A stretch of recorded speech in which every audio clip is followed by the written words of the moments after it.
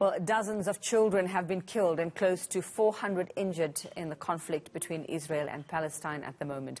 Save the Children has called for an immediate ceasefire. It's estimated around 3 children are hurt every hour in Gaza since airstrikes began over a week ago.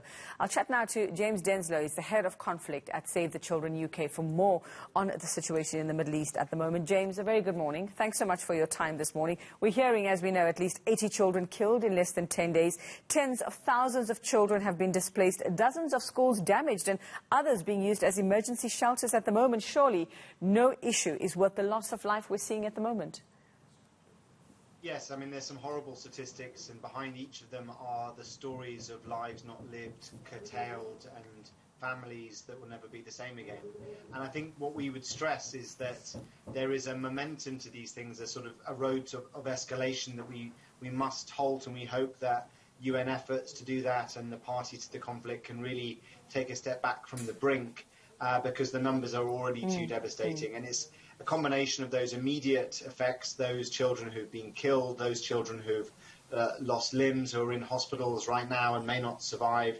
There's the impact to their lives in the medium term, whether their schools will no longer be there, their homes will no longer be there. And of course there is the future and what kind of sort of trauma this will leave them, or what kind of impact this will have for their childhood beyond this period. So it's a desperate time, but it's one in which it's top of the world's news everywhere. It's top on politicians' to-do list everywhere, and we hope that adults can do far more to protect children. And that's what we would hope, James, is that adults would think a little bit more rather than about the children, rather than their power struggles. Now, you've called for a ceasefire. The United Nations Children's Emergency Fund, that's UNICEF, says it needs immediate access into Gaza to provide the humanitarian help that these children need in this time. So what is the world's duty and obligation to actually protect these children caught in this conflict? Who needs to make that happen? Who needs to step up? Who are the powers that need to act here?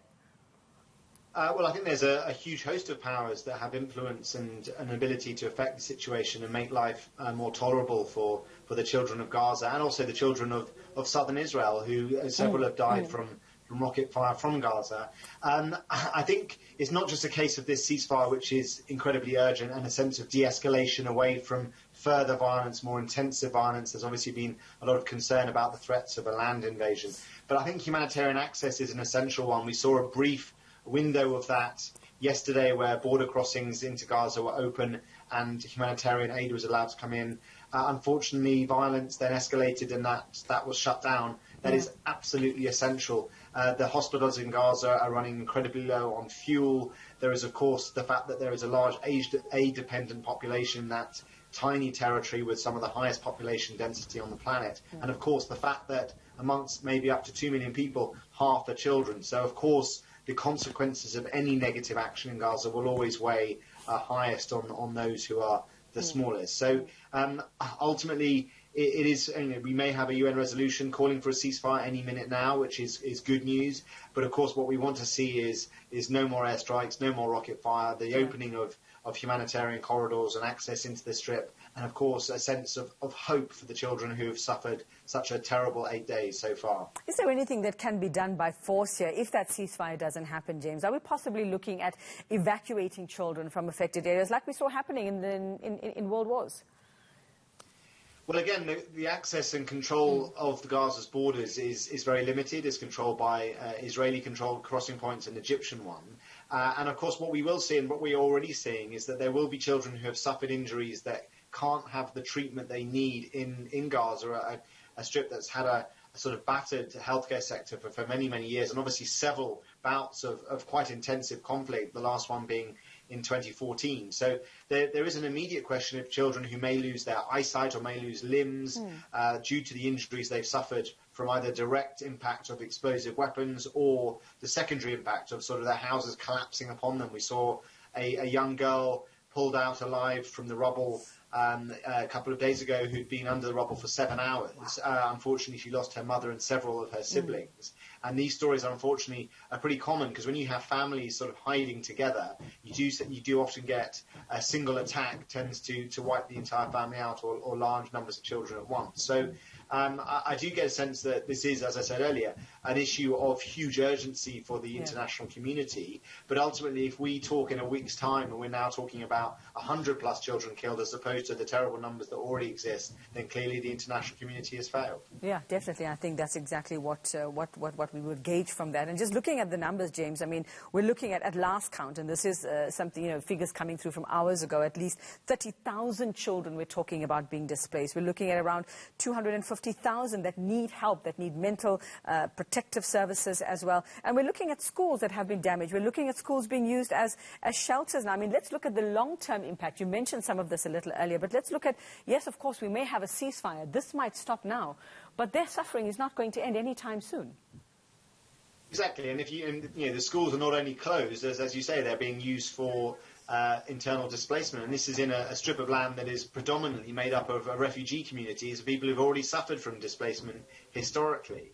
So what is the future for the children of Gaza if their lives are taken away, obviously at the sharp end, but also if their education is taken away in the medium term? And of course, I was speaking to a colleague yesterday who reminded me that the reconstruction plans from the previous Gaza conflicts are still nowhere near complete. So we're still years and years on dealing with reconstruction issues from wars that happened back then, let alone thinking about how we're going to reconstruct the schools that have been damaged, the homes that have been destroyed now. And that is Gaza's fate, that it lacks any sense of strategic sort of vision for it in terms of all the actors who are responsible for it. So, the UN said a few years ago that the Gaza would be unlivable by 2020, and of course that date has come and gone. And Gaza, there's still a large number of people living there. They're just living in worsening conditions, with worsening water supplies, with worsening electricity, with not enough schools and homes, and of course displacements within a displaced population. So Gaza has never been a sort of a tenable